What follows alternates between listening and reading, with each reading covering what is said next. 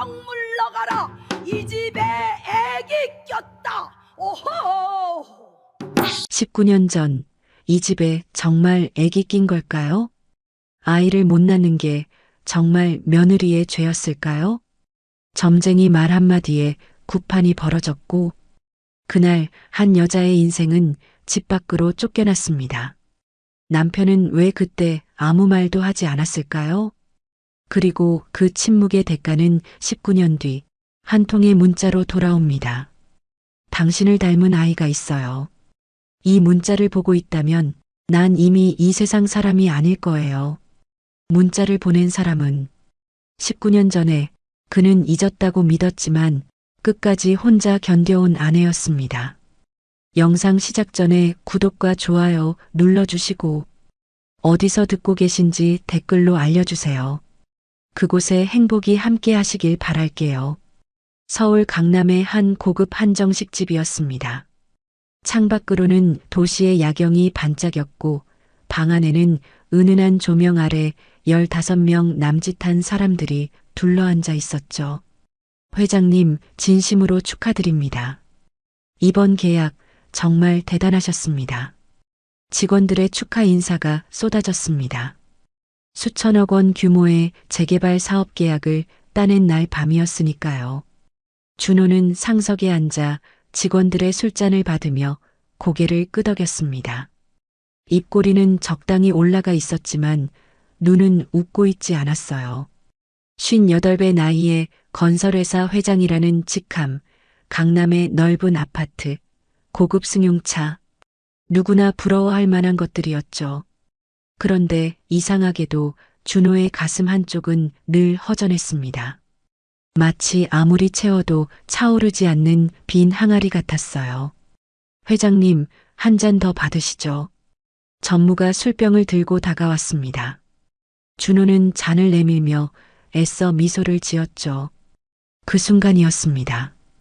부르르. 바지 주머니 속 휴대폰이 짧게 진동했습니다. 회식 자리에서 전화를 받는 건 실례였지만 문자 정도는 확인해도 괜찮겠다 싶었죠. 준호는 무심코 화면을 켰습니다. 발신자 이름이 없었습니다. 저장되지 않은 번호였어요. 그런데 그 번호의 앞자리가 이상하게 눈에 익었습니다. 준호의 손가락이 잠시 멈췄죠. 심장이 한 박자 느리게 뛰는 것 같았습니다. 문자를 열었습니다. 당신을 닮은 아이가 있어요. 이 문자를 보고 있다면 난 이미 이 세상 사람이 아닐 거예요. 단 2줄이었습니다. 그런데 그 2줄이 준호의 숨을 틀어막았어요. 눈을 몇 번이고 깜빡였습니다. 글자가 흐릿해졌다가 다시 선명해졌죠. 화면 하단에 작은 글씨가 보였습니다. 예약 발송. 예약 발송이라니. 그 말은 이 문자를 보낸 사람이 지금 이 순간 직접 보낸 게 아니라는 뜻이었습니다. 미리 시간을 정해두고 그 시간이 되면 자동으로 발송되도록 해둔 거였죠. 그렇다면 왜 예약을 했을까요? 왜 직접 보내지 않았을까요? 이 문자를 보고 있다면 난 이미 이 세상 사람이 아닐 거예요. 그제야 그 문장의 의미가 머릿속에서 천천히 풀렸습니다. 준호의 얼굴에서 핏기가 빠져나갔어요. 회장님, 괜찮으세요? 옆에 앉은 상무가 걱정스러운 눈으로 물었습니다. 준호는 대답하지 못했습니다. 입술이 바짝 말라붙어서 혀가 움직이지 않았거든요. 번호를 다시 봤습니다. 10으로 시작하는 11자리. 19년 전까지 매일 눈에 익었던 번호였습니다. 아내였던 사람, 아니 전처의 번호였어요. 영숙. 그 이름이 머릿속에 떠올랐습니다. 19년 전 결혼 10년 만에 이혼했던 여자. 그 뒤로 단 한 번도 연락하지 않았던 사람. 얼굴도 목소리도 가물가물해진 사람이었죠. 당신을 닮은 아이가 있어요. 아이라니. 준호는 문자를 다시 읽었습니다. 손가락 끝이 차가워지고 있었어요. 10년을 함께 살면서 아이가 생기지 않았습니다. 그게 이혼의 가장 큰 이유였죠. 그런데 아이가 있다니요. 머릿속에서 계산이 시작됐습니다. 19년 전에 이혼했으니까 만약 그때 임신 중이었다면 아이는 지금 18이나 19살이 됐을 겁니다. 고등학생이거나 대학생이거나 어쨌든 다 큰 아이였죠. 설마, 정말 설마. 준호의 손이 떨리기 시작했습니다. 술잔을 쥐고 있던 오른손에서 힘이 빠졌어요. 잔이 테이블 위에 놓이며 작은 소리를 냈습니다. 회장님? 직원들의 목소리가 점점 멀어지는 것 같았습니다. 웅성거리는 소리, 웃음소리, 술잔 부딪히는 소리. 모든 게 물속에서 들리는 것처럼 흐릿해졌어요. 준호는 휴대폰 화면만 뚫어지게 쳐다봤습니다. 문자를 닫았다가 다시 열었습니다. 글자는 변하지 않았어요. 여전히 같은 두 줄이 화면에 떠 있었죠. 이 세상 사람이 아니라는 건 무슨 뜻일까요? 죽었다는 뜻일까요? 아니면 곧 죽는다는 뜻일까요? 예약 발송이라면 발송 시간을 정해둔 그 순간에 이미 자신이 없을 거라고 예상했다는 뜻이었습니다. 영숙이 죽었다고? 아니, 죽어가고 있다고? 준호는 벌떡 일어섰습니다. 의자가 뒤로 밀리며 바닥에 긁히는 소리가 났어요. 회장님, 어디 가세요? 급한 일이 생겼어. 먼저 가봐야겠네. 목소리가 떨렸습니다. 준호 자신도 그걸 느꼈죠. 하지만 어쩔 수 없었어요. 당장 이 자리를 떠나야 했습니다. 제가 대리운전 부르겠습니다. 전무가 재빨리 휴대폰을 꺼냈습니다. 준호는 고개를 저었어요. 아니야. 택시 타고 갈 테니까 신경 쓰지 마. 그래도 회장님, 이 시간에 택시가. 됐어. 준호는 양복 주머니에서 지갑을 꺼내 테이블 위에 내려놓았습니다. 카드 한 장을 빼서 전무에게 건넸죠. 이걸로 계산하고 나머지는 알아서들 해. 예. 아, 네. 알겠습니다. 직원들의 어리둥절한 시선을 뒤로하고 준호는 방문을 열었습니다. 복도를 걸었어요. 발걸음이 점점 빨라졌습니다. 엘리베이터 앞에 섰을 때는 거의 뛰다시피 하고 있었죠. 엘리베이터 버튼을 눌렀습니다. 불이 들어오지 않았어요. 다시 눌렀습니다. 3번, 4번. 손가락이 버튼을 연달아 두드렸죠. 빨리 와야 하는데. 빨리. 띵. 문이 열렸습니다. 준호는 안으로 들어가 1층 버튼을 눌렀어요. 문이 닫히는 동안 다시 휴대폰을 꺼냈습니다. 문자를 또 열었죠. 당신을 닮은 아이가 있어요. 영숙의 목소리가 들리는 것 같았습니다. 아니, 정확히는 19년 전의 목소리였어요. 결혼했을 때의 젊고 맑은 목소리. 이혼하던 날에 떨리고 지친 목소리. 두 목소리가 겹쳐서 머릿속을 맴돌았습니다. 왜 이제야 말하는 거야? 19년 동안 왜 아무 말도 안 했어? 왜 이렇게 연락하는 거야? 질문은 끝없이 쏟아졌지만 대답해 줄 사람은 없었습니다. 엘리베이터가 1층에 도착했습니다. 문이 열리자마자 준호는 밖으로 뛰어나갔어요. 로비를 가로질러 정문을 나섰죠. 밤 공기가 차갑게 얼굴을 스쳤습니다. 길가에 서서 손을 들었습니다. 택시가 오지 않았어요. 초조하게 발을 굴렀습니다. 1분이 1시간처럼 느껴졌죠. 그때 빈 택시 한 대가 모퉁이를 돌아 나타났습니다. 준호는 거의 차도로 뛰어들다시피 하며 손을 흔들었어요. 택시가 멈춰 섰습니다. 문을 열고 뒷좌석에 올라탔습니다. 숨이 가빴죠. 술 냄새가 좁은 차 안에 퍼졌어요. 어디로 가시죠? 기사가 물었습니다. 준호는 입을 열었다가 멈췄어요. 어디로 가야 할지 몰랐습니다. 영숙이 어디 사는지, 지금 어디 있는지 아무것도 몰랐거든요. 잠시만요. 준호는 떨리는 손으로 휴대폰을 들었습니다. 그 번호로 전화를 걸었어요. 신호음이 울렸습니다. 1번, 2번, 3번. 죄송합니다. 전화를 받을 수 없습니다. 차가운 기계음이 들려왔습니다. 다시 걸었습니다. 같은 기계음이었어요. 또 걸었습니다.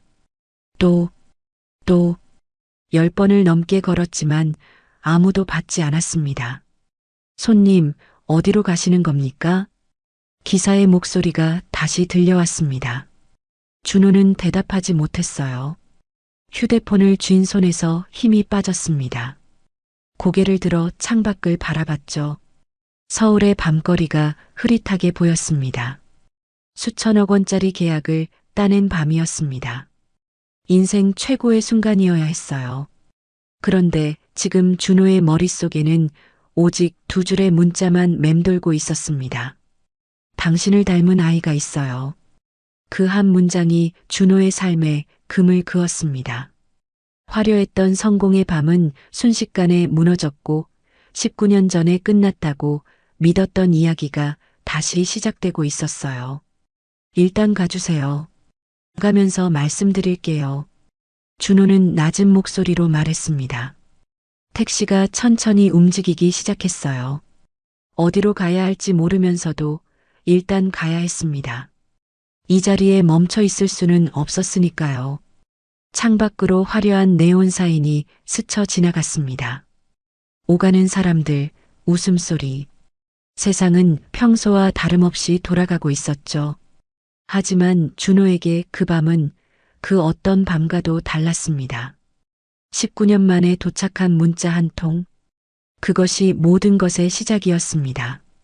택시 안에서 준호는 정신없이 휴대폰을 만졌습니다. 전화는 받지 않았어요. 문자를 다시 읽었습니다. 단서가 될 만한 게 없었죠. 그때 문득 떠오른 게 있었어요. 예전에 함께 알던 지인, 영숙의 친구였던 여자가 있었습니다. 번호를 찾아 전화를 걸었습니다. 새벽에 가까운 시간이었지만 어쩔 수 없었어요. 여보세요? 졸린 목소리가 들려왔습니다. 나야, 박준호. 갑자기 연락해서 미안한데 혹시 영숙이 어디 있는지 알아? 전화기 너머로 한숨 소리가 들렸습니다. 그리고 잠시 침묵이 흘렀죠. 준호 씨, 영숙이 많이 아팠어요. 호스피스 병동에 있었는데. 호스피스. 그 단어가 준호의 귀를 때렸습니다. 호스피스는 더 이상 치료가 어려운 환자들이 가는 곳이었어요. 마지막을 준비하는 곳이었죠. 어느 병원이야? 서울 외곽에 있는 작은 병원이에요. 주소 보내줄게요. 전화를 끊자마자 주소가 도착했습니다. 준호는 기사에게 화면을 보여줬어요. 여기로 가주세요. 빨리요. 택시가 속도를 높였습니다. 서울 도심을 벗어나 외곽으로 향했죠. 창밖의 불빛이 점점 드물어졌습니다. 화려한 강남의 야경은 어느새 사라지고 낡은 건물들과 좁은 골목이 나타났어요. 40분쯤 달렸을까요? 택시가 작은 병원 앞에 멈췄습니다. 오래된 건물이었어요. 간판의 글자 일부는 불이 나가 있었죠. 준호는 서둘러 요금을 내고 차에서 내렸습니다. 병원 현관문을 밀고 들어갔습니다. 한밤중이라 로비는 텅 비어 있었어요. 안내 데스크에 당직 간호사가 졸고 있었죠. 저기요. 준호가 다급하게 불렀습니다.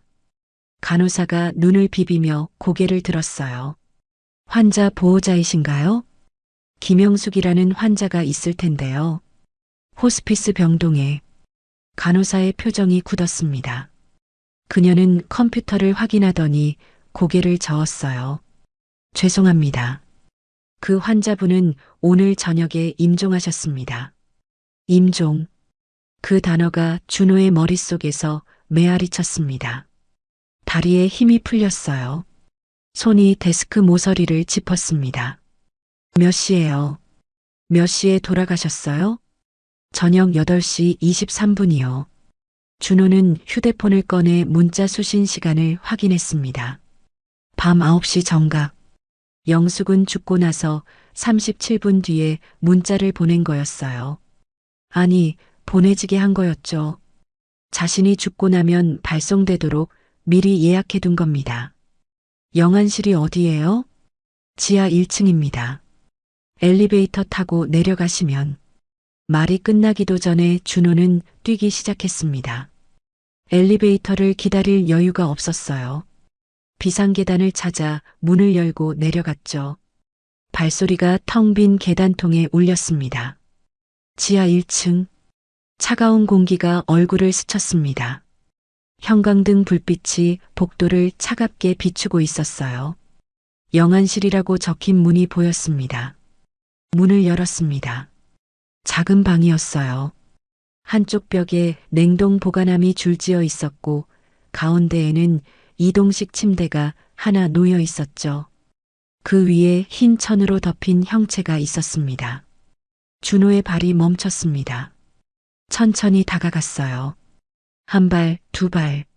심장이 목구멍까지 차오르는 것 같았습니다. 흰 천 끝자락에서 손 하나가 삐져나와 있었어요. 그 손을 봤습니다. 거칠었습니다. 갈라지고 굳은 살이 박이고 검버섯이 핀 손이었어요. 19년 전에 기억하던 손이 아니었습니다. 그때는 부드럽고 하했던 손이었죠. 지금 눈앞에 있는 건 평생을 고생하며 살아온 사람의 손이었습니다. 준호는 무릎을 꿇었습니다. 차가운 바닥이 느껴졌지만 신경 쓸 겨를이 없었어요. 떨리는 손으로 영숙의 손을 잡았습니다. 싸늘했어요. 체온이 전혀 없었죠. 영숙아. 목소리가 갈라졌습니다. 이름을 부르는 것조차 19년 만이었어요. 흰 천을 걷어야 했습니다. 얼굴을 봐야 했죠. 하지만 손이 움직이지 않았어요. 천을 걷으면 모든 게 현실이 될 것 같았습니다. 한참을 그렇게 앉아 있었습니다. 얼마나 지났는지 몰랐어요. 시간 감각이 사라졌죠. 결국 천을 걷지 못했습니다.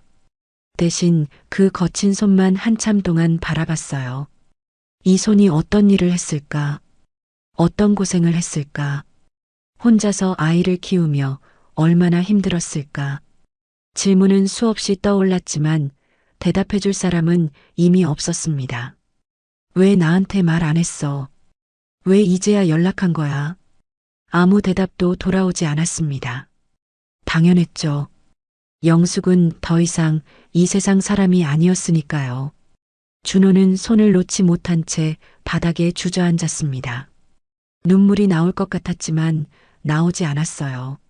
너무 늦어버려서 울 자격조차 없는 것 같았습니다. 영안실의 차가운 공기가 온몸을 감쌌습니다. 형광등 불빛 아래서 준호는 그렇게 오래도록 앉아 있었어요. 19년 전에 자신이 버린 여자. 그녀는 끝내 혼자서 모든 걸 감당하다 떠났습니다. 마지막으로 남긴 건 고작 문자 한 통뿐이었죠. 당신을 닮은 아이가 있어요.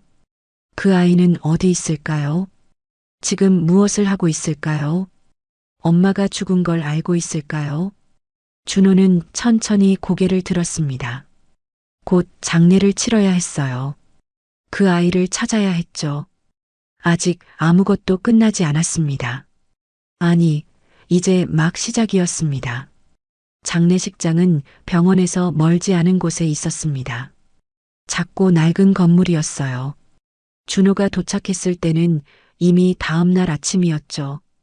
밤새 영안실에서 버티다가 장례 절차를 밟기 위해 겨우 몸을 일으킨 거였습니다.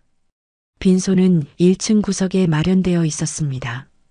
문을 열고 들어서는 순간 준호는 발걸음을 멈췄어요. 너무 조용했습니다. 조문객이 한 명도 없었어요. 국화꽃 화환 두어 개가 영정사진 옆에 서 있을 뿐이었죠. 향 연기만 가늘게 피어오르고 있었습니다. 준호의 시선이 상주석으로 향했습니다. 비어 있었어요. 상주 명패가 놓일 자리에는 아무것도 없었죠. 하얀 종이만 덩그러니 놓여 있었는데 이름이 적혀 있지 않았습니다. 아들이 있다고 했는데 그 아이는 어디 있는 걸까요? 준호는 천천히 영정사진 앞으로 걸어갔습니다. 검은 리본이 달린 액자 속에서 영숙이 웃고 있었어요. 그런데 그 얼굴이 너무 낯설었습니다. 19년 전의 영숙이 아니었어요. 사진 속 얼굴은 깊은 주름이 파여 있었고 볼은 쑥 들어가 있었죠. 광대뼈가 도드라져 보였습니다. 눈가에는 지우지 못한 피로가 고스란히 남아 있었어요. 53이었습니다. 준호보다 5살 어렸죠. 그런데 사진 속 얼굴은 60이 넘어 보였어요. 그만큼 힘들게 살았다는 뜻이었습니다. 미안해. 입에서 절로 말이 흘러나왔습니다. 아무도 듣는 사람이 없었어요. 영정 사진만 말없이 준호를 바라보고 있었죠. 준호는 영정 앞에 무릎을 꿇고 절을 올렸습니다. 향을 피우고 다시 절을 했어요. 일어서려는데 다리에 힘이 들어가지 않았습니다. 한참을 그 자리에 앉아 있었죠. 그때 장례식장 직원이 조심스럽게 다가왔습니다. 실례합니다. 혹시 고인의 가족분이신가요? 준호는 대답하지 못했습니다. 가족이었을까요? 19년 전에 버린 사람을 가족이라고 할 수 있을까요? 아니요. 그냥 아는 사람입니다. 아, 그러시군요. 저희가 연락처를 수소문하고 있는데 보호자분이 안 계셔서요. 보호자가 없어요? 네. 병원 기록에도 보호자 란이 비어 있었고 연락할 가족이 없다고 되어 있어요. 준호의 가슴이 철렁 내려앉았습니다. 가족 없음. 그 세 글자가 머릿속에서 맴돌았어요. 장례 비용은 어떻게 되는 겁니까? 고인께서 미리 조금 준비해 두셨더라고요. 아주 간소하게 치르는 정도로요. 영숙은 자기 장례까지 혼자 준비했던 겁니다. 아무에게도 기대지 않고 끝까지 혼자서 모든 걸 감당한 거였어요. 직원이 물러간 뒤 준호는 다시 빈소를 둘러봤습니다. 그제야 관 옆에 작은 상자가 놓여 있는 게 보였어요. 유품함이었죠. 준호는 조심스럽게 상자를 열었습니다. 안에는 낡은 지갑, 헌 휴대폰, 그리고 작은 천주머니가 들어 있었어요. 천주머니를 열었습니다. 안에서 뭔가 반짝이는 게 나왔어요. 목걸이였습니다. 작은 하트 모양 펜던트가 달린 은목걸이였죠. 준호의 손이 얼어붙었습니다. 29년 전이었습니다. 준호가 29살 때 작은 회사에 취직해서 받은 첫 월급. 그 돈으로 사준 목걸이였어요. 비싼 건 아니었습니다. 은으로 만든 그냥 평범한 목걸이였죠. 하지만 그때 영숙은 세상에서 가장 귀한 선물을 받은 것처럼 좋아했어요. 여보, 나 이거 평생 간직할 거야. 그때 영숙이 했던 말이 귀에 울렸습니다. 진짜였습니다. 영숙은 진짜로 평생 이 목걸이를 간직한 거였어요. 이혼하고 19년이나 지났는데 그동안 얼마나 힘들었는지 모르는데 자기를 버린 남자가 사준 목걸이를 왜 버리지 않았을까요? 준호의 손이 떨리기 시작했습니다. 목걸이를 쥔 손에 힘이 들어갔어요. 은이 손바닥에 파고들었지만 아프지 않았습니다. 아니, 아픈 건 다른 곳이었죠. 왜 이걸 아직도 가지고 있어? 목소리가 갈라졌습니다. 눈앞이 흐려졌어요. 참았던 눈물이 볼을 타고 흘러내렸습니다. 완전히 끝난 줄 알았습니다. 이혼장에 도장 찍던 날 영숙이 고개를 푹 숙이고 있던 모습이 마지막이었어요. 그 뒤로는 아무런 미련 없이 살아왔죠. 적어도 그렇게 믿었습니다. 그런데 영숙은 끝내지 않았던 겁니다. 혼자서 그 인연을 붙들고 혼자서 그 무게를 감당하며 살았던 거였어요. 당신을 닮은 아이가 있어요. 문자의 그 문장이 다시 떠올랐습니다. 아이, 아들이라고 했죠. 그 아이도 이 목걸이를 봤을까요? 엄마가 왜 이런 낡은 목걸이를 간직하는지 물어봤을까요? 그 아이는 지금 어디 있을까요? 왜 이 자리에 없을까요? 준호는 목걸이를 가슴에 품었습니다. 차가운 금속이 심장 위에 닿았어요. 빈소의 정막 속에서 그는 한참 동안 움직이지 못했습니다. 상주 자리는 여전히 비어 있었습니다. 조문객은 오지 않았어요. 향만 타들어가며 연기를 피워 올렸죠. 준호는 그제야 결심했습니다. 그 아이를 찾아야 했어요. 어디에 있든 무엇을 하고 있든 찾아야 했습니다. 적어도 엄마의 마지막을 지켜줘야 하니까요. 그게 자신이 할 수 있는 최소한의 일이었습니다. 빈소를 지킨 지 하루가 되어가고 있었어요. 조문객은 손에 꼽을 정도였어요. 영숙의 옛 직장 동료라는 사람 두어 명이 다녀갔을 뿐이었죠.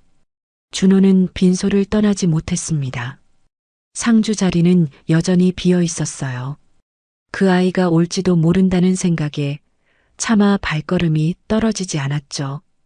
밤이 깊어지자 배가 고팠습니다. 장례식장 구내식당은 이미 문을 닫았어요. 준호는 근처에 편의점이 있다는 말을 듣고 밖으로 나섰습니다. 장례식장에서 50m쯤 떨어진 곳에 작은 편의점이 있었어요. 밤 11시가 넘은 시간이었지만 환한 불빛이 새어나오고 있었죠. 준호는 편의점 문을 밀고 들어갔습니다. 딩동 하는 소리가 울렸어요. 그 순간이었습니다. 카운터 뒤에 서 있는 청년이 눈에 들어왔어요. 검은 옷을 입고 있었습니다. 자세히 보니 상복이었죠. 검은 양복 위에 편의점 조끼를 걸치고 있었어요. 20살이 채 안 돼 보였습니다. 마른 체격에 얼굴은 창백했어요. 눈 밑에는 짙은 그늘이 내려앉아 있었죠. 며칠째 제대로 못 잔 사람 같았습니다. 준호는 멈칫했습니다. 상복을 입고 편의점에서 일하는 사람은 처음 봤거든요. 설마 머릿속에서 어떤 생각이 스쳤습니다. 하지만 준호는 고개를 저었어요. 아니야, 그럴 리가. 세상에 상복 입은 사람이 한둘이겠어. 준호는 애써 시선을 돌리고 진열대 쪽으로 걸어갔습니다. 삼각김밥을 몇 개 집었어요. 물도 한 병 골랐죠.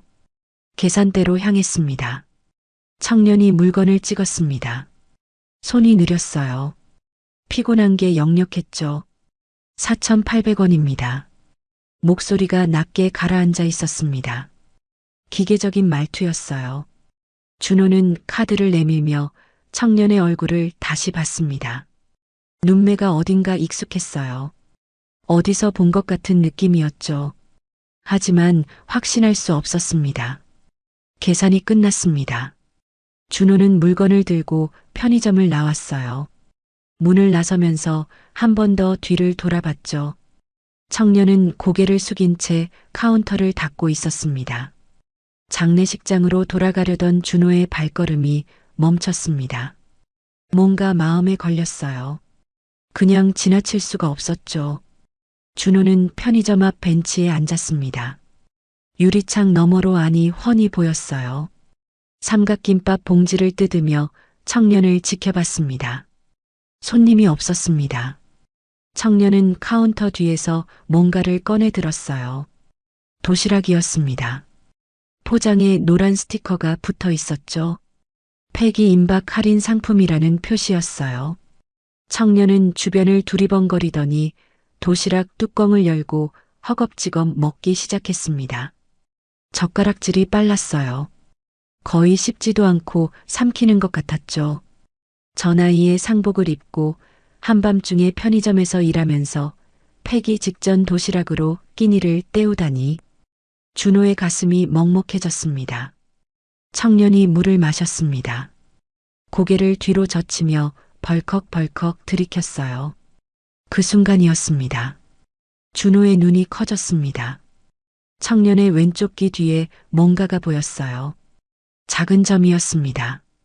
검은색 점, 콩알만한 크기였죠. 준호는 자신도 모르게 손을 들어 왼쪽 귀 뒤를 만졌습니다. 그곳에도 똑같은 점이 있었어요. 태어날 때부터 있었던 점이었죠. 아버지한테서 물려받은 거라고 들었습니다. 심장이 멈추는 것 같았어요. 같은 위치, 같은 모양, 같은 크기. 우연이라고 하기엔 너무 정확했습니다. 준호는 벤치에서 일어섰습니다. 다리가 후들거렸어요.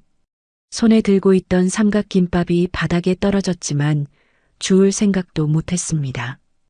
당신을 닮은 아이가 있어요. 영숙의 문자가 머릿속에서 울렸습니다. 닮은 아이, 닮은 아이라고 했죠. 얼굴이 아니었어요. 저점이었습니다. 유전으로만 생기는 저점. 저 청년이 내 아들이야. 그 생각이 머릿속을 가득 채웠습니다. 확신이었어요. 증거는 없었지만 온몸의 세포가 그렇다고 외치고 있었죠. 준호는 편의점 문 앞까지 걸어갔습니다. 손이 유리문에 닿았어요. 밀기만 하면 됐습니다. 들어가서 말을 걸면 됐어요. 하지만 손이 움직이지 않았습니다. 뭐라고 말해야 하죠? 19년 동안 존재도 몰랐던 사람이 갑자기 나타나서 아버지라고 하면 어떻게 될까요? 준호는 문에서 손을 뗐습니다. 한 발 뒤로 물러섰어요. 유리창 너머로 청년이 보였습니다. 도시락을 다 먹고 빈 용기를 쓰레기통에 버리고 있었어요. 그리고 다시 카운터 뒤에 섰죠. 아무 일 없었다는 듯이. 저 아이의 이름이 뭘까? 몇 살이지? 학교는 다니고 있을까? 왜 이 시간에 편의점에서 일하는 걸까? 질문이 끝없이 쏟아졌습니다. 하지만 물어볼 수 없었어요. 자격이 없었으니까요. 준호는 그 자리에 서서 한참 동안 청년을 바라봤습니다. 유리창 하나를 사이에 두고 아버지와 아들이 마주보고 있었어요. 아들은 아버지가 거기 있는 줄도 몰랐죠. 새벽 1시가 넘어서야 준호는 발걸음을 돌렸습니다. 편의점 불빛이 점점 멀어졌어요. 내 아들이 저기 있어. 그 사실이 가슴을 짓눌렀습니다. 19년 동안 몰랐던 아들. 상복을 입고 야간 알바를 하며 폐기 도시락으로 끼니를 때우는 아들. 이게 현실이었습니다. 외면하고 싶었지만 외면할 수 없었어요. 준호는 빈소로 돌아와 상주석 앞에 섰습니다. 이제 그 자리가 왜 비어 있는지 알 것 같았어요. 저 아이는 엄마 장례도 제대로 치르지 못하고 있었습니다. 돈이 없어서 혼자니까. 준호의 주먹이 꽉 쥐어졌습니다. 책임. 그 단어가 처음으로 무겁게 다가왔습니다. 19년 전에 외면했던 단어였죠. 준호는 영정 사진을 바라봤습니다. 영숙이 희미하게 웃고 있었어요. 해야 할 일이 뭔지 알고 있었습니다. 그 아이에게 다가가야 했습니다. 어떤 방법으로든. 그날 밤 준호는 빈소에서 잠들지 못했습니다.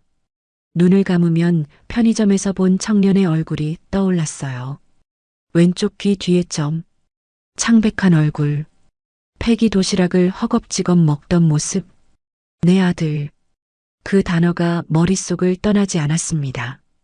그리고 자연스럽게 19년 전의 기억이 떠올랐어요. 결혼 10년 차였습니다. 준호는 39, 영숙은 34이었죠. 작은 건설회사를 꾸려가고 있었어요. 돈은 넉넉하지 않았지만 그래도 둘이 함께라서 버틸 수 있었습니다. 문제는 아이였어요. 결혼하고 1년이 지나도 아이가 생기지 않았습니다. 2년이 지나도 3년이 지나도 마찬가지였죠. 시어머니의 눈초리가 점점 날카로워졌어요. 영수가 너 병원 한번 가봐라. 처음에는 걱정하는 말투였습니다. 하지만 시간이 지나면서 그 말투는 점점 차가워졌어요. 도대체 뭐가 문제야? 시집 온 지가 몇 년인데 아직도 소식이 없어? 영숙은 병원을 다녔습니다. 검사를 받았어요. 결과는 정상이었죠. 아무 이상이 없다고 했습니다. 그럼 왜 아이가 안 생겨? 의사가 틀린 거 아니야? 시어머니는 믿지 않았어요. 며느리한테 문제가 있다고 확신했죠. 준호도 검사를 받아보라는 말은 절대 하지 않았습니다. 한약도 지어오셨어요. 시어머니가 직접 한의원을 알아보고 비싼 보약을 지어왔죠. 영숙은 그 쓴 약을 매일 마셨습니다. 이거 먹으면 몸이 따뜻해진대. 그래야 아이가 들어서지. 효과가 없었어요. 1년이 지나도 아이 소식은 없었죠. 그 다음은 민간요법이었습니다. 어디서 들었는지 시어머니는 온갖 방법을 가져왔어요. 특정 음식을 먹어라, 특정 자세로 자라, 특정 날짜에 부부관계를 가져라. 영숙은 시키는 대로 다 했습니다. 군말 없이. 준호는 그 모습을 지켜봤어요. 아내가 얼마나 힘든지 알았습니다. 하지만 어머니한테 뭐라고 하지 못했죠. 그냥 침묵했어요. 결혼 8년 차가 되던 해였습니다. 시어머니가 점집을 찾아갔어요. 용하다는 데가 있대. 거기 가면 뭐가 문제인지 알 수 있다더라. 영숙은 반대했습니다. 어머님, 점 같은 건 믿으면 안 돼요. 그냥 미신이에요. 네가 뭘 알아? 세상에는 사람이 모르는 게 많아. 일단 가봐야지. 시어머니는 끝내 점집에 다녀왔습니다. 그리고 그날 저녁 얼굴이 새하얗게 질려서 돌아왔어요. 큰일 났다. 우리 집에 살이 꼈대. 며느리가 잘못 들어와서 아이도 안 생기고 아들 사업도 안 풀린다고 했어. 영숙의 얼굴이 창백해졌습니다. 준호는 아무 말도 하지 못했어요. 구술해야 한대. 그래야 살이 풀린대. 어머님, 그건 정말. 됐어. 내가 다 알아서 할 테니까 넌 가만히 있어. 시어머니는 그 자리에서 점쟁이에게 전화를 걸었습니다. 며칠 뒤 구술하기로 약속을 잡았어요. 굿 당일이 됐습니다. 점쟁이가 집으로 왔어요. 50대쯤 되어 보이는 여자였습니다. 화려한 한복을 입고 커다란 보따리를 들고 있었죠. 거실에 상이 차려졌습니다. 돼지머리, 과일, 떡, 술. 온갖 음식이 올라갔어요. 양초에 불이 붙었고 향이 피워졌습니다. 점쟁이가 상 앞에 앉았습니다. 손에는 오색 천으로 만든 방울이 달린 채가 들려 있었어요. 파랑, 빨강, 노랑, 초록, 흰색. 알록달록한 천 조각들이 주렁주렁 달린 채였죠. 다른 손에는 부채가 들려 있었습니다. 시작하겠습니다. 점쟁이가 눈을 감고 중얼거리기 시작했어요. 알아들을 수 없는 말이었습니다. 주문 같은 소리였죠. 목소리가 점점 커졌어요. 갑자기 점쟁이가 벌떡 일어났습니다. 오색 방울채를 휘두르기 시작했어요. 휘리릭 휘리릭. 천 조각들이 공기를 갈랐습니다. 잡기가 꼈다. 이 집에 잡기가 꼈어. 점쟁이가 소리쳤습니다. 부채로 허공을 내리쳤어요. 그러더니 갑자기 영숙을 향해 돌아섰습니다. 저기 저 사람이야. 점쟁이가 오색 방울채를 영숙에게 휘둘렀습니다. 휘리릭 천 조각들이 영숙의 얼굴 앞에서 펄럭였어요. 이 사람이 살을 끌고 들어왔어. 이 사람 때문에 아이가 안 생기는 거야. 영숙이 뒤로 물러섰습니다. 하지만 점쟁이는 따라왔어요. 오색채를 연신 흔들어댔죠. 나가. 살이 나가. 썩 물러나. 점쟁이가 부채로 영숙의 어깨를 내리쳤습니다. 한 번, 두 번. 아프지 않을 정도였지만 그 행동 자체가 모욕이었어요. 어머님. 영숙이 시어머니를 바라봤습니다. 눈에 눈물이 그렁그렁했어요. 제발 말려달라는 눈빛이었죠. 하지만 시어머니는 손바닥을 비비며 빌듯이 고개를 숙이고 있었어요. 맞아, 맞아. 확실히 해줘요. 살을 확실히 빼줘야 해. 점쟁이가 더 거세게 채를 흔들었습니다. 오색 천이 영숙의 얼굴을 스쳤어요. 나가라. 살이 나가라. 이 집에서 썩 나가. 준호는 구석에 서 있었습니다. 아내가 모욕당하는 걸 보면서도 아무 말도 하지 못했어요. 어머니 눈치를 봤습니다. 굿은 1시간 넘게 계속됐습니다. 영숙은 그 시간 동안 점쟁이의 체에 맞고 소리를 듣고 눈물을 흘렸어요. 준호는 끝까지 말리지 않았습니다. 굿이 끝나고 점쟁이가 말했어요. 살이 너무 깊이 박혔어요. 이 사람이 이 집에 있는 한 절대 아이가 안 생겨요. 사업도 계속 안 될 거고요. 시어머니의 눈이 차갑게 빛났습니다. 그럼 어떻게 해야 하는데요? 내보내야죠. 이 집에서. 점쟁이가 영숙을 쳐다봤습니다. 영숙은 고개를 떨군 채 어깨를 들썩이며 울고 있었어요. 그날 밤 시어머니가 준호를 불렀습니다. 들었지? 어떻게 할 거야? 준호는 대답하지 못했어요. 저 여자 내보내야 해. 그래야 우리 집안이 살아. 어머니, 그건. 뭐가 그건이야? 점쟁이가 뭐라고 했는지 못 들었어? 저 여자 때문에 내 사업도 안 되는 거야. 아이도 안 생기는 거고. 준호는 입을 열지 못했습니다. 어머니와 아내 사이에서 아무 말도 할 수 없었어요. 넌 누구 편이야? 엄마 편이야? 저 여자 편이야? 그 질문에 준호는 끝내 대답하지 못했습니다. 그 침묵이 대답이었어요. 며칠 뒤 준호는 영숙에게 말했습니다. 우리 정리하자. 단 한마디였어요. 설명도 사과도 없었습니다. 왜요? 내가 뭘 잘못했는데요? 영숙의 목소리가 떨렸습니다. 잘못한 건 없어. 그냥 이게 서로한테 좋을 것 같아. 굿 때문이에요? 그 점쟁이 말 때문에 이러는 거예요? 준호는 대답하지 않았어요. 그게 대답이었죠. 영숙은 울지 않았습니다. 대신 준호를 한참 동안 바라봤어요. 원망도 분노도 아니었습니다. 그냥 깊은 실망이었죠. 알았어요. 그렇게 할게요. 이혼은 조용히 진행됐습니다. 위자료도 재산 분할도 거의 없었어요. 영숙은 아무것도 요구하지 않았죠. 그냥 떠났습니다. 준호는 그때 몰랐어요. 영숙의 뱃속에 아이가 있다는 걸. 이혼 서류에 도장을 찍을 때 영숙은 이미 임신 초기였던 겁니다. 왜 말하지 않았을까요? 아이가 있다고 하면 이혼을 막을 수 있었을 텐데. 하지만 영숙은 끝까지 말하지 않았어요. 아마 알았던 거겠죠. 말해봤자 소용없다는 걸. 시어머니는 점쟁이 말을 믿었고 준호는 어머니 편이었으니까요. 아이가 있어도 달라지는 건 없었을 겁니다. 그래서 영숙은 혼자 떠났습니다. 혼자 아이를 낳고 혼자 키웠어요. 19년 동안 준호는 빈소의 영정 사진을 바라봤습니다. 늙어버린 영숙의 얼굴, 고생의 흔적이 가득한 얼굴. 이게 다 내 탓이야. 그 사실을 부정할 수 없었습니다.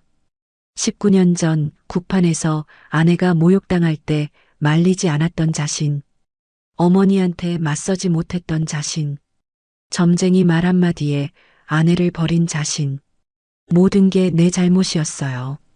준호의 눈에서 눈물이 흘러내렸습니다. 19년 만에 흘리는 눈물이었어요. 장례는 3일장으로 조용히 끝났습니다. 조문객은 10명도 채 되지 않았어요. 준호는 끝까지 빈소를 지켰지만 상주석에는 앉지 못했습니다. 그럴 자격이 없다고 생각했거든요. 발인 날 준호는 멀찍이 떨어져서 지켜봤습니다. 영구차가 떠나는 걸 보면서 아들의 뒷모습을 바라봤어요. 청년은 홀로 차를 따라 걸어갔습니다. 어깨가 축 처져 있었죠. 장례가 끝나고 며칠이 지났습니다. 준호는 아들을 잊을 수가 없었어요. 그 창백한 얼굴, 패기 도시락을 먹던 모습, 왼쪽 귀 뒤에 점, 전부 머릿속에 박혀 있었죠. 결국 준호는 아들을 찾아 나섰습니다. 장례식장 직원에게 물어 주소를 알아냈어요. 주소지는 서울 외곽의 재개발 지역이었습니다. 준호의 회사가 맡은 바로 그 재개발 구역이었죠. 택시를 타고 도착한 곳은 낡은 판잣집들이 모여 있는 골목이었어요. 허름한 건물들 사이로 좁은 길이 이어졌습니다. 벽에는 재개발 안내문이 붙어 있었어요. 곧 철거된다는 내용이었죠. 준호는 그 안내문을 바라보다가 씁쓸하게 웃었습니다. 자기 회사가 붙인 안내문이었거든요. 아들이 사는 집을 찾았습니다. 반지하였어요. 계단을 몇 개 내려가니 작은 철문이 나왔죠.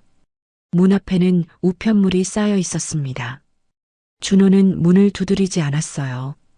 대신 골목 어귀에 서서 기다렸습니다.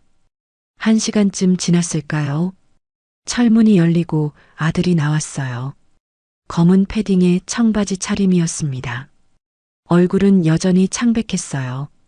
아들은 주머니에 손을 찔러 넣고 빠른 걸음으로 골목을 빠져나갔습니다.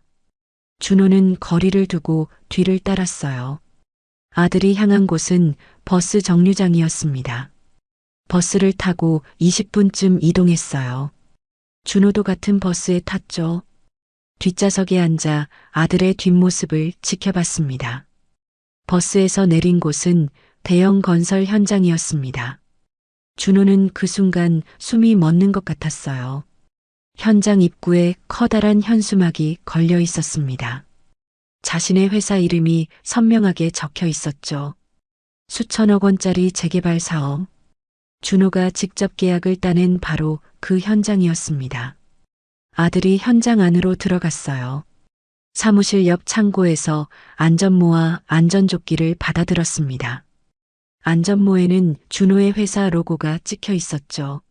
내 아들이 내 회사 현장에서 일하고 있어. 그 사실이 머릿속을 강타했습니다. 준호는 현장 밖 담벼락에 기대어 서서 한참 동안 움직이지 못했어요. 용기를 내어 현장 안을 들여다봤습니다. 아들은 가장 힘든 작업에 투입되어 있었어요. 철근을 나르고 시멘트 포대를 옮기고 폐자재를 치우는 일이었죠. 다른 인부들이 기피하는 작업이었습니다. 땀이 흘러도 닦을 틈이 없었어요. 쉬는 시간에도 아들은 앉지 못했습니다. 현장 감독이 부르면 바로 뛰어갔죠. 점심시간이 됐습니다. 다른 인부들은 삼삼오오 모여 도시락을 펼쳤어요. 아들은 구석에 혼자 앉아 편의점 삼각김밥 하나를 꺼냈습니다. 그게 전부였어요. 준호의 가슴이 찢어지는 것 같았습니다. 그때였어요. 낯선 남자 2명이 현장으로 들어왔습니다. 양복 차림이었죠. 건설 현장에 어울리지 않는 복장이었어요. 두 남자가 아들에게 다가갔습니다. 아들의 표정이 굳어졌어요. 고개를 숙였습니다. 어이, 김민수. 이번 달 이자는 언제 갚을 거야?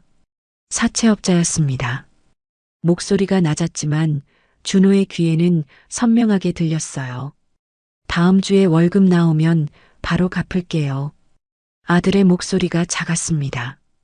거의 기어들어가는 소리였죠. 다음 주? 지난달에도 그렇게 말했잖아. 우리가 바보야? 정말이에요. 이번엔 진짜 갚을게요. 야, 너 우리 무시하는 거야? 한 남자가 아들의 어깨를 툭 쳤습니다. 세게 친 건 아니었어요.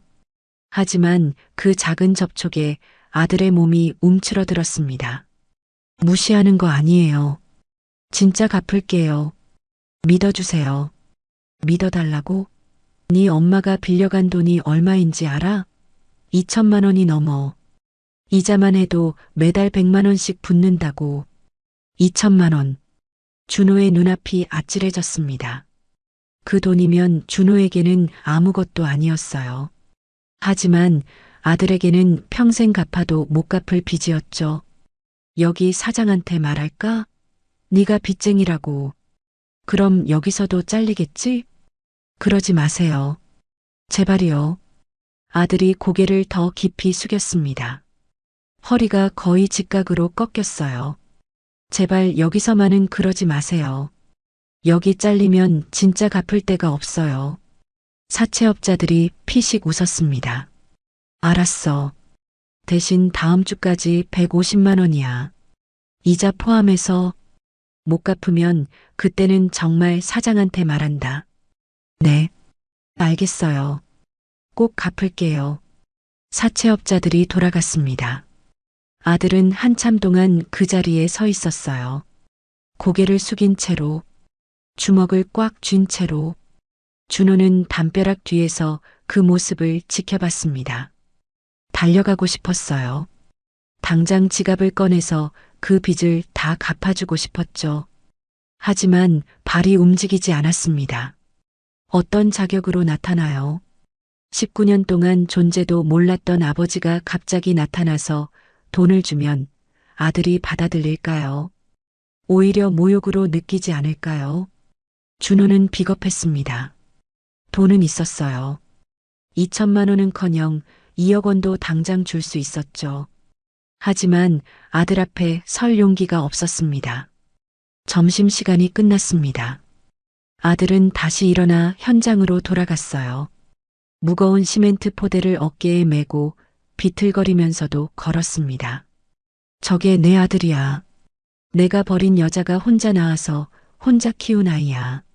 엄마가 죽고 빚더미에 앉아서 내 회사 현장에서 가장 힘든 일을 하고 있어. 준호의 눈에서 눈물이 흘렀습니다.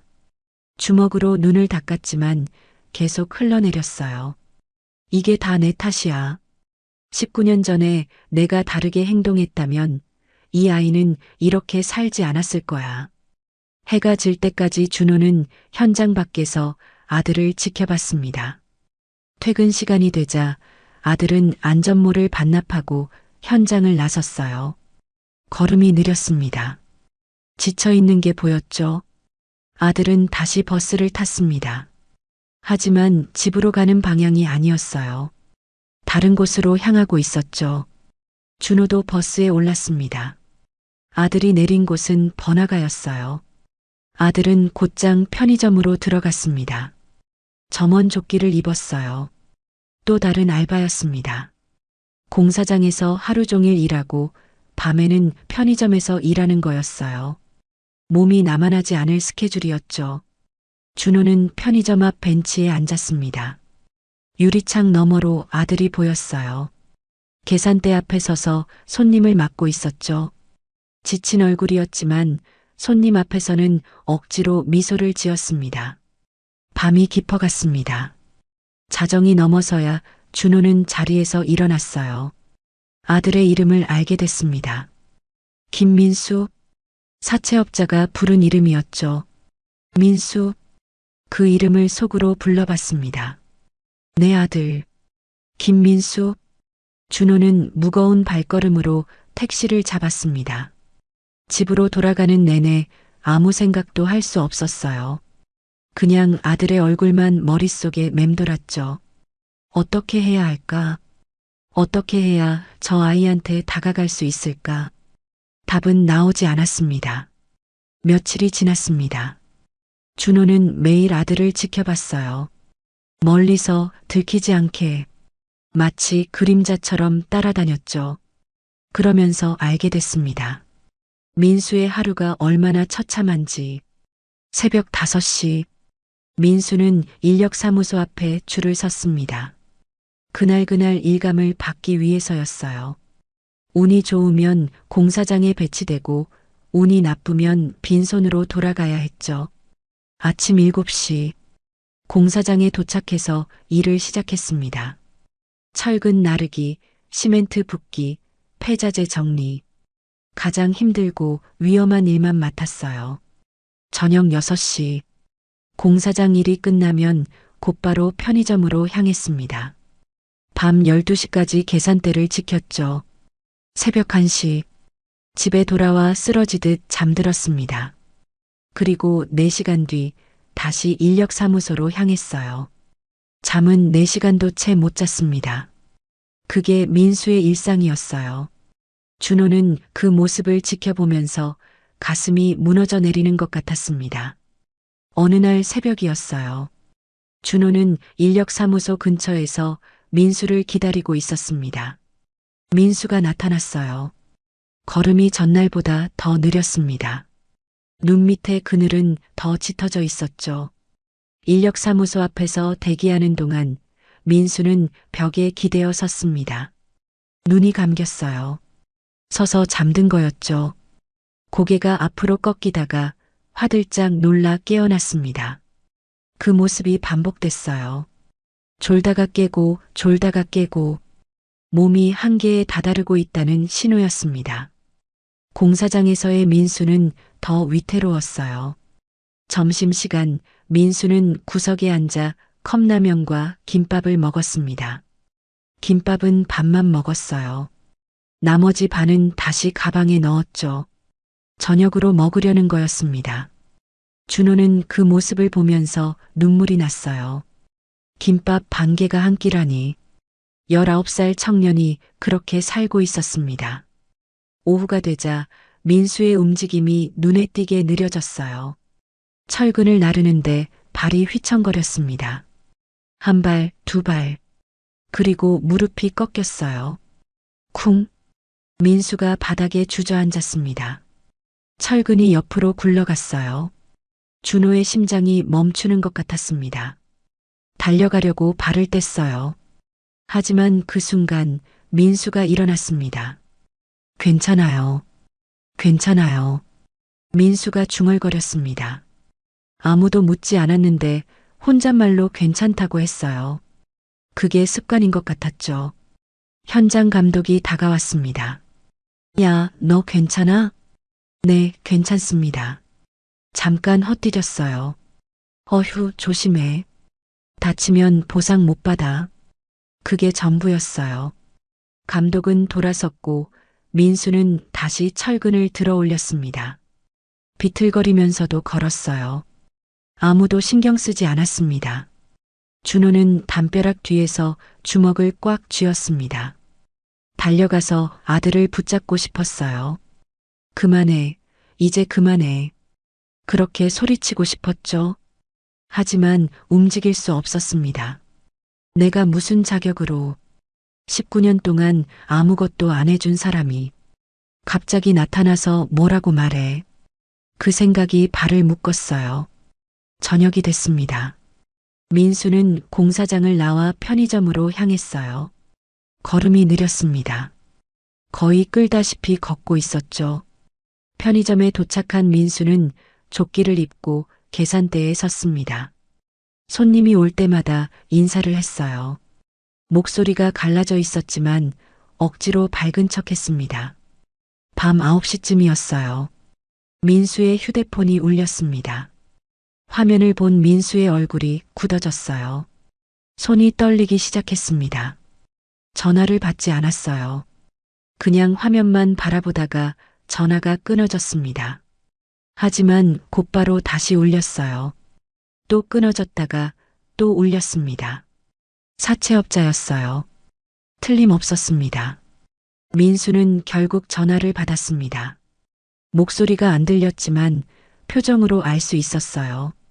고개를 숙이고 연신 내내하고 있었죠. 전화가 끝난 뒤 민수는 한참 동안 멍하니 서 있었습니다. 그때 손님이 들어왔어요. 민수는 황급히 표정을 바꿨습니다. 어서 오세요. 목소리가 떨렸지만 웃으려고 애썼어요. 그 모습이 준호의 가슴을 후벼 팠습니다. 밤이 깊어갈수록 민수의 상태는 더 나빠졌어요. 계산대에 서서 꾸벅꾸벅 졸았습니다. 손님이 오면 화들짝 깨어나 인사를 했죠. 눈이 충혈되어 있었어요. 자정이 가까워졌습니다. 아까 남겨둔 김밥 반 개를 꺼내 먹었어요. 그게 하루 식사의 전부였죠. 준호는 편의점 앞 벤치에 앉아 그 모습을 지켜봤습니다. 눈물이 멈추지 않았어요. 저 아이는 아픈 게 아니야. 무너지기 직전까지 버티고 있는 거야. 언제 쓰러져도 이상하지 않았습니다. 수면 부족, 영양 부족, 정신적 스트레스, 전부 한계에 다다라 있었어요. 그런데 아무도 도와주지 않았습니다. 아무도 신경 쓰지 않았죠. 준호는 주먹으로 무릎을 내리쳤습니다. 자신에 대한 분노였어요. 돈이 없어서 못 도와주는 게 아니잖아. 용기가 없어서 못 다가가는 거잖아. 비겁한 거야. 그냥 비겁한 거라고. 하지만 그날도 준호는 아들에게 다가가지 못했습니다. 자정이 넘어 민수가 퇴근하는 걸 지켜보고 멀리서 집까지 따라가고 반지하 불이 꺼지는 걸 확인한 뒤에야 돌아섰어요. 택시 안에서 준호는 생각했습니다. 이대로 두면 저 아이는 쓰러져. 곧 무슨 일이 생길 거야. 그 예감이 틀리지 않았다는 걸 준호는 며칠 뒤에 알게 됩니다. 그날도 준호는 편의점 앞에 있었습니다. 밤 11시가 넘은 시간이었어요. 민수는 계산대 뒤에서 비틀거리고 있었죠. 오늘따라 얼굴이 더 창백했습니다. 핏기가 하나도 없었어요. 11시 반쯤이었습니다. 손님이 들어왔어요. 민수가 화들짝 눈을 떴습니다. 어서 오세요. 목소리가 갈라졌어요. 민수는 계산대에서 손님 쪽으로 걸어 나왔습니다. 그 순간이었어요. 민수의 다리가 꺾였습니다. 무릎이 먼저 바닥에 닿았어요. 그리고 몸 전체가 옆으로 쓰러졌습니다. 쿵! 민수는 움직이지 않았어요. 준호는 벌떡 일어났습니다. 편의점 문을 밀고 들어갔어요. 민수야. 준호는 바닥에 쓰러진 민수 옆에 무릎을 꿇었어요. 눈이 감겨 있었습니다. 숨은 쉬고 있었지만 의식이 없었죠. 구급차 불러요. 빨리. 구급차가 도착했습니다. 민수가 들것에 실렸어요. 준호는 당연하다는 듯이 구급차에 함께 올라탔습니다. 보호자분이세요? 구급대원이 물었습니다. 준호는 입을 열었다가 멈췄어요. 네. 아니요. 그냥 아는 사람입니다. 병원에 도착했습니다. 민수는 응급실로 실려갔어요. 준호는 대기실에 앉아 기다렸습니다. 새벽 2시쯤 의사가 나왔습니다. 과로와 영양실조, 극심한 스트레스로 인한 실신입니다. 다행히 생명에는 지장 없어요. 며칠 입원하면서 쉬면 회복될 겁니다. 준호는 안도의 한숨을 내쉬었습니다. 보호자분, 서류 작성 좀 해주셔야 해요. 간호사가 준호를 불렀습니다. 입원 동의서가 놓였어요. 환자 이름, 생년월일, 주소, 그리고 보호자란. 준호의 손이 멈췄습니다. 보호자 성명, 환자와의 관계. 펜을 들었지만 쓸 수가 없었어요. 법적으로 준호는 민수의 아버지가 아니었습니다. 호적에도 어떤 서류에도 둘의 관계는 기록되어 있지 않았죠. 제가 보호자가 아닙니다. 입원비는 제가 낼게요. 선납하면 되죠? 간호사는 잠시 망설이다가 카드를 받았습니다. 동이틀 무렵 간호사가 준호를 불렀습니다. 환자분 깨어나셨어요. 면회 가능합니다. 준호의 심장이 쿵쾅거렸습니다. 복도를 걸어 병실 앞에 섰어요. 손이 떨렸습니다. 문을 열었습니다.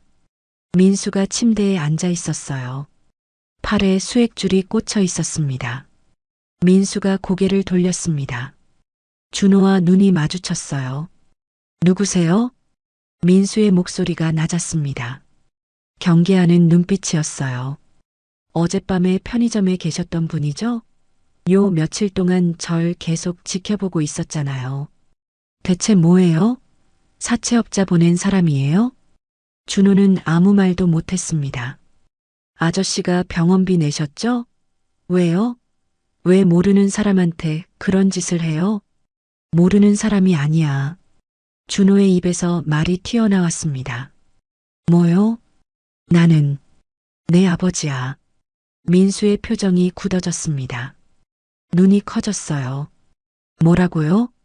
내 엄마 김영숙. 29년 전에 나랑 결혼했었고 10년 살고 이혼했어.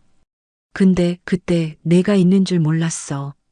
민수는 아무 말도 하지 못했습니다. 입이 벌어진 채 준호를 바라봤어요. 엄마가 죽기 전에 문자를 보냈어. 당신을 닮은 아이가 있다고. 그게 너였어. 거짓말. 민수의 목소리가 떨렸습니다. 거짓말하지 마세요. 거짓말 아니야. 내 왼쪽 귀 뒤에 점 있지? 나한테도 똑같은 게 있어. 준호가 고개를 돌려 왼쪽 귀 뒤를 보여줬습니다. 민수의 눈이 흔들렸어요. 19년 동안 몰랐어. 내가 있는 줄. 내 엄마가 임신한 줄도 몰랐고 혼자 널 낳은 줄도 몰랐어. 변명이 안 된다는 거 알아. 그냥 사실이 그래. 침묵이 흘렀습니다. 민수의 손이 이불을 꽉 쥐고 있었어요. 그래서요? 민수의 목소리가 차가웠습니다. 19년 동안 없다가 이제 와서 아버지래요? 엄마 죽고 나서? 미안해. 미안하면 다해요? 민수가 고개를 저었습니다. 나가세요. 민수야. 나가라고요. 민수가 소리쳤습니다. 목소리가 병실에 울렸어요. 아버지라고요? 엄마가 피 토하면서 일할 때 어디 있었어요? 내가 굶으면서 학교 다닐 때 어디 있었냐고요? 19년 동안 어디 있다가 엄마 죽고 나서야 나타나요? 준호는 대답하지 못했습니다. 병원비 필요 없어요. 퇴원하면 갚을게요. 제발 그냥 가세요. 준호는 더 이상 버틸 수 없었습니다. 고개를 숙이고 병실을 나왔어요. 복도에 선 준호는 벽에 기대어 눈을 감았습니다. 수천억 원짜리 계약이 뭔 소용이야. 회장이라는 직함이 뭔 소용이야. 내 아들한테 아버지 소리 한번 제대로 못 듣는 주제에. 준호의 눈에서 눈물이 흘러내렸습니다. 병실 안에서는 민수가 창밖을 바라보고 있었어요. 그의 손이 이불을 꽉 쥐고 있었습니다. 보호자란은 여전히 비어 있었습니다. 민수는 사흘 만에 퇴원했습니다. 병원비는 이미 결제되어 있었어요. 그 남자가 낸 돈이었죠. 아버지라고 했던 그 사람. 퇴원 수속을 하면서 민수는 이를 악물었습니다. 꼭 갚겠다고 다짐했어요. 아버지든 뭐든 빚진 채로 살 수는 없었으니까요. 집으로 돌아왔습니다. 반지하 원룸은 며칠 사이에 더 차갑게 느껴졌어요. 엄마가 없는 집. 이제 정말 혼자라는 게 실감났습니다. 병실에서 들은 말이 자꾸 머릿속을 맴돌았어요. 나는 내 아버지야. 29년 전에 내 엄마랑 결혼했던 사람이야. 거짓말이라고 생각하고 싶었습니다. 하지만 귀 뒤에 점이 떠올랐어요. 똑같은 위치, 똑같은 모양. 우연이라고 하기엔 너무 정확했죠. 민수는 방 한쪽에 쌓아둔 짐을 바라봤습니다. 엄마의 유품이었어요. 장례 끝나고 가져온 건데 정리할 엄두가 나지 않아서 그냥 뒀었죠. 오늘은 정리해야겠다고 생각했습니다. 엄마가 뭔가 남겨뒀을지도 몰랐어요. 그 남자 말이 사실인지 아닌지 확인하고 싶었습니다. 박스를 열었습니다. 낡은 옷가지들, 헝그릇 몇 개, 오래된 화장품, 전부 싸구려였어요. 그러다 낡은 가방이 눈에 들어왔어요. 천으로 된 작은 가방이었습니다. 엄마가 항상 옷장 깊숙이 넣어두던 거였죠. 민수는 가방을 열었습니다. 안에는 2가지가 들어있었어요. 낡은 공책 한 권과 통장 하나. 공책을 먼저 꺼냈습니다. 표지가 발에 있었어요. 펼쳐보니 엄마의 글씨였습니다. 일기장이었죠. 민수의 손이 떨리기 시작했어요. 첫 장을 넘겼습니다. 날짜가 적혀 있었어요. 19년 전이었습니다. 오늘 이혼 서류에 도장을 찍었다. 10년을 함께 살았는데 이렇게 끝이 나다니. 아직도 믿기지 않는다. 그 남자 말이 사실이었어요. 다음 장을 넘겼습니다. 이혼하고 2주가 지났다. 그런데 이상하다. 몸이 자꾸 안 좋다. 설마 하는 생각에 병원에 갔다. 임신이래. 믿을 수가 없었다. 10년 동안 안 생기던 아이가 이혼하고 나서 생기다니. 민수의 심장이 쿵쾅거렸습니다. 이게 자신의 이야기라는 걸 알았어요. 어떻게 해야 할지 모르겠다. 그 사람한테 말해야 하나. 하지만 말해서 뭐가 달라질까? 시어머니는 나 때문에 아이가 안 생긴다고 했다. 점쟁이가 그랬다고. 그 말을 그 사람도 믿었다. 내 말은 듣지도 않고 병실에서 그 남자가 했던 말이 떠올랐어요. 내가 있는 줄 몰랐다고. 임신한 줄도 몰랐다고. 엄마가 말을 안 한 거였습니다. 몇 장을 더 넘겼습니다. 결심했다. 말하지 않기로. 말해봤자 소용없다. 시어머니는 절대 받아들이지 않을 거다. 그 사람도 어머니 편이니까. 아이한테 그런 환경에서 자라게 하고 싶지 않다.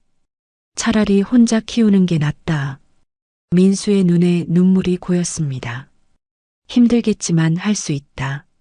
아니, 해야 한다. 이 아이는 내 아이니까. 세상에서 제일 사랑하는 내 아이니까. 몇 페이지를 건너뛰었습니다. 날짜가 몇 년 뒤로 바뀌어 있었어요. 민수가 오늘 아빠가 어디 있냐고 물었다.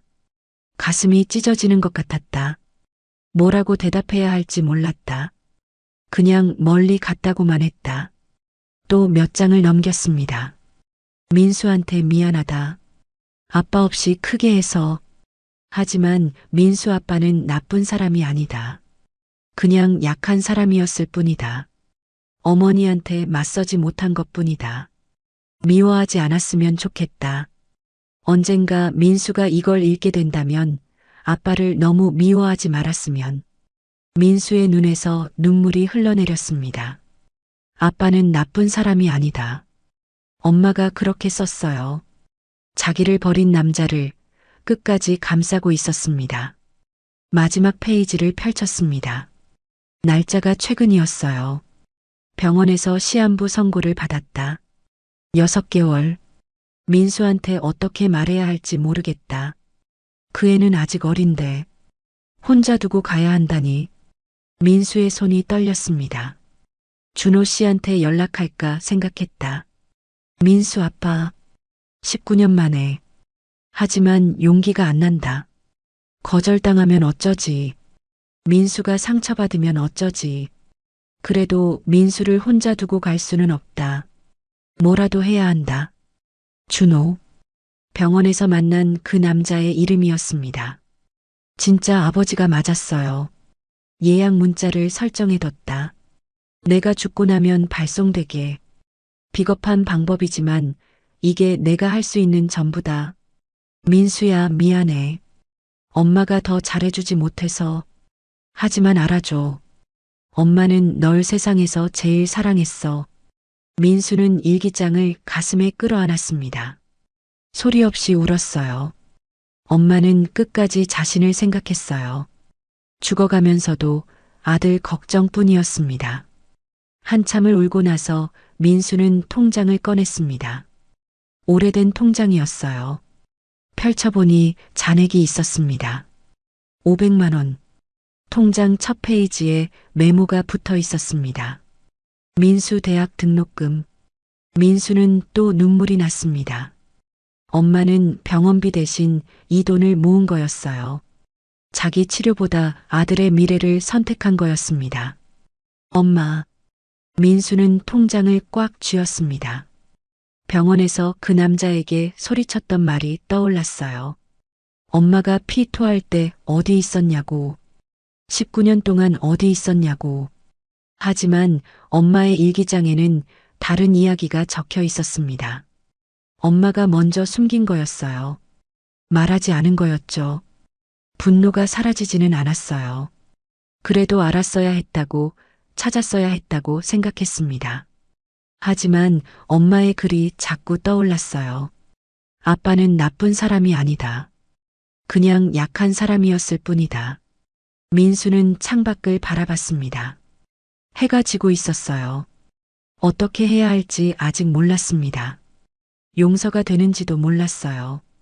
하지만 한 가지는 확실했습니다. 그 사람을 다시 만나야 한다는 것.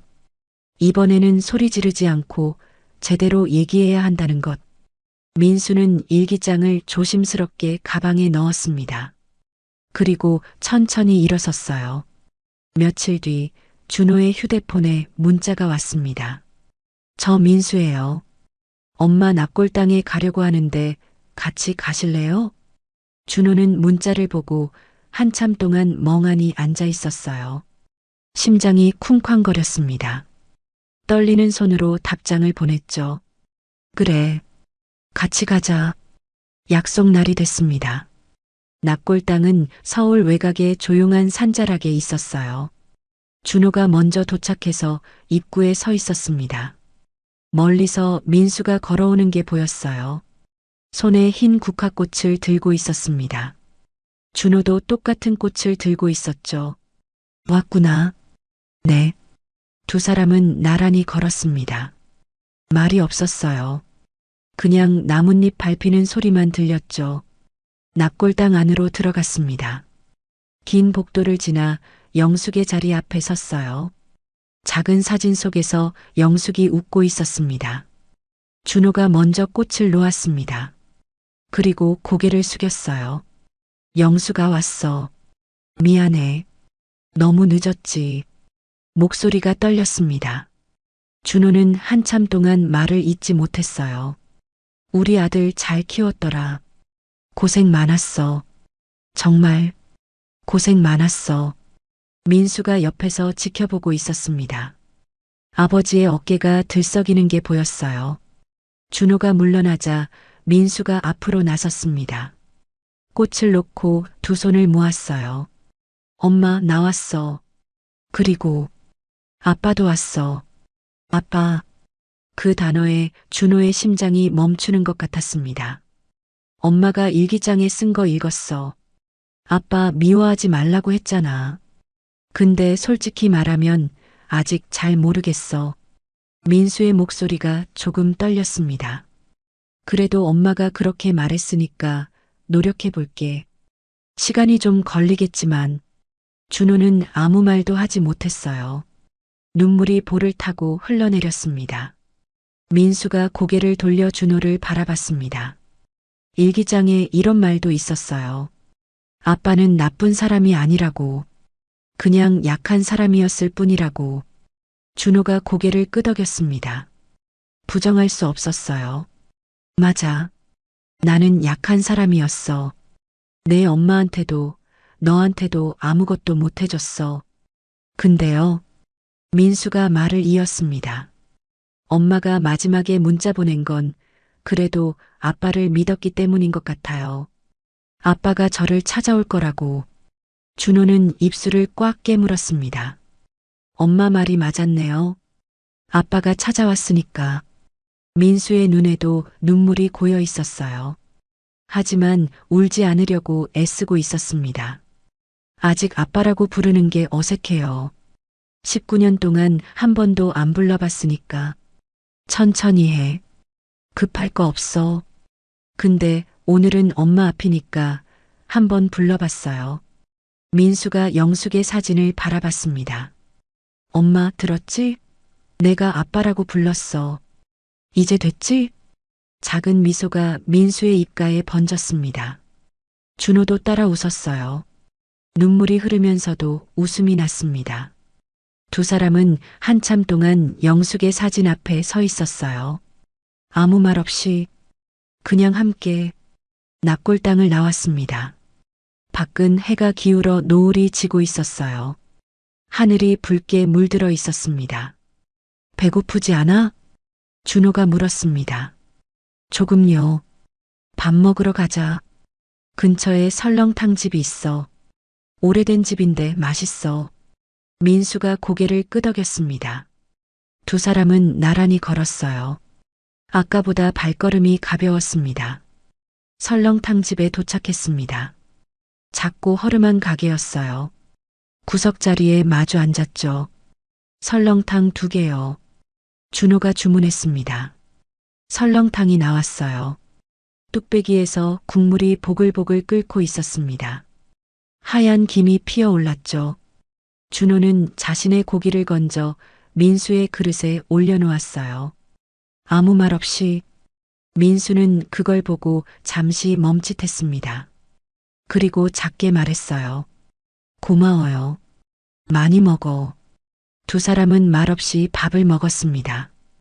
국물 끓는 소리, 숟가락 부딪히는 소리만 들렸어요.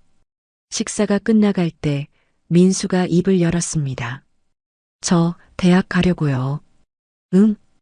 엄마가 통장에 돈 모아뒀더라고요. 대학 등록금이라고. 그래서 엄마 뜻대로 대학 가보려고요. 준호의 눈이 촉촉해졌습니다. 그래. 잘 생각했어. 근데 등록금은 엄마가 모아둔 걸로 낼 거예요. 아빠한테 받지 않을 거예요. 알았어. 대신 민수가 잠시 멈췄습니다. 가끔 밥은 같이 먹어요. 이렇게 준호의 가슴이 뜨거워졌습니다. 눈물이 날 것 같았지만 꾹 참았어요. 그래. 그러자 가게를 나왔습니다. 밤 공기가 차가웠지만 마음은 따뜻했어요. 저 이제 가볼게요. 민수가 말했습니다. 그래. 조심해서 가. 민수가 몇 발자국 걸어가다가 멈췄어요. 뒤를 돌아봤습니다. 아빠, 준호의 심장이 멈추는 것 같았습니다. 다음에 또 봐요. 민수가 작게 웃었습니다. 그리고 돌아서서 걸어갔어요. 준호는 한참 동안 그 자리에 서 있었습니다. 아들이 사라진 방향을 바라봤죠. 아빠, 그 한마디가 가슴에 박혔습니다. 19년 만에 들은 그 단어가 수천억 원짜리 계약보다 값졌어요. 준호는 하늘을 올려다봤습니다. 별이 하나둘 떠오르고 있었어요. 영수가 고마워. 우리 아들 잘 키워줘서. 작게 중얼거렸습니다. 느리더라도 어색하더라도 두 사람의 이야기는 이제 막 다시 시작되고 있었어요. 19년 만에. 아니, 처음으로. 19년이라는 시간은 되돌릴 수 없었습니다. 하지만 늦었다고 생각할 때가 가장 빠른 때라고 하죠. 준호와 민수는 이제 막 서로를 알아가기 시작했어요. 완전한 용서는 아니었지만 함께 밥을 먹고 함께 엄마를 찾아가는 것. 그게 두 사람의 시작이었습니다. 여러분 곁에도 연락하지 못한 사람이 있다면 너무 늦기 전에 먼저 손 내밀어 보세요. 오늘 영상이 마음에 드셨다면 좋아요와 구독 부탁드려요. 감사합니다.